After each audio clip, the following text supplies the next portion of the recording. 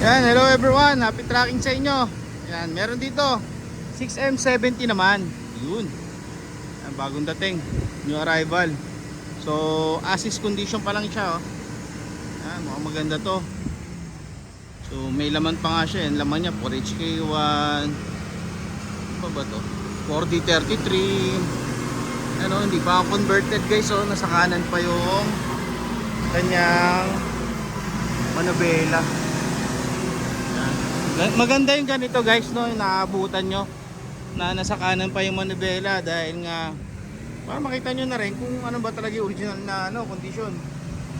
Yan. At ang maganda dito guys, yan, ano nga pala to, single EGR. Ayun, half molly, half airbag. Single differential nga lang. Single EGR, single differential. Ito yung condition naman yung chassis. Maganda yung mga single EGR kasi mas pabor sa kanila yung hindi ganun kalaking gastos kapag maglilinis kayo ng EGR.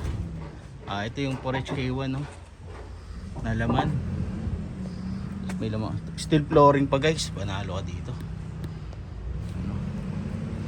Ito yung 4HK1 na laman.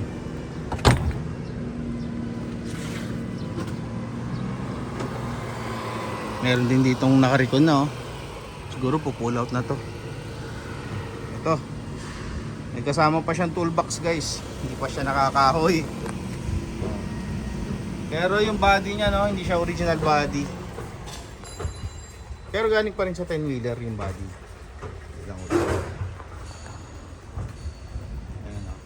Kasi yung mga U-bolt niya nakatanggal.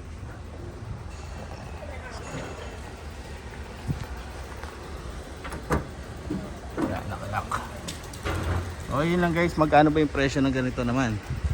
So syempre mga ganitong presyo baka umabot lang to ng mga 1.4, 1.5 lang, no? Pag mga single EGR, depende sa mga yardang napupuntahan nyo. Merong mas mataas pa sa 1.5, no? So yun lang guys. So yun lang, maraming salamat. Ikot pa tayo. So huwag nyo kalimutan mag-subscribe sa ating channel guys. Happy tracking channel everyone. Thank you, bye bye and God bless.